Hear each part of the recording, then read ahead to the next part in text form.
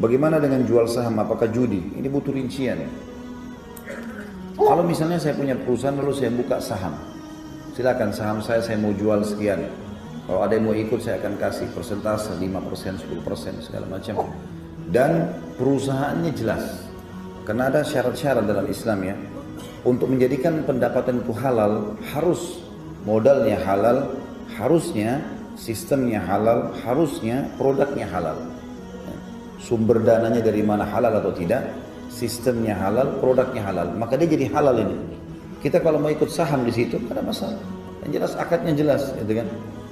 Ini dulu poin. Tapi kalau perusahaan itu memiliki salah satu pelanggaran dari 3 poin tadi, misal dasarnya perusahaan itu produknya haram, jual rokok misalnya, atau jual apa gitu ya, khamr, atau misalnya sistemnya dia menggunakan sistem yang salah atau haram, ataupun memang kita tahu sebenarnya perusahaan ini awalnya dibangun dari modal yang haram, ini nggak boleh kita masuk saham di dalamnya.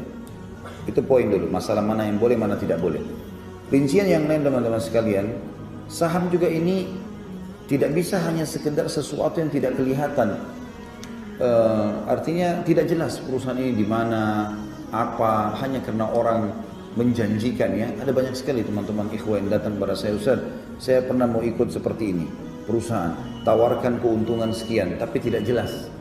Artinya perusahaannya saya tidak tahu, saya cuma dengar ada di Inggris, ada di Amerika, ada di mana-mana, tapi saya tidak pernah tahu informasinya. Cuma teman-teman saya semua ikut dan 1 bulan akan dapat sekian banyak. Ini tidak boleh, tidak jelas yang mana. Pelajari dulu. Nabi SAW termasuk melarang transaksi mulamasa. Mulamasa itu teman-teman begini, contoh sederhananya.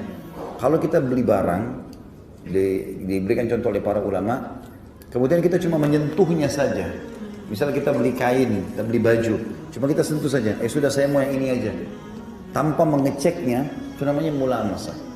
Dilarang oleh Nabi SAW, tidak boleh. Karena nanti kalau kita ambil tanpa dicek, kemudian kita pergi dan rusak, ada rusaknya, maka belum tentu bisa dikembalikan.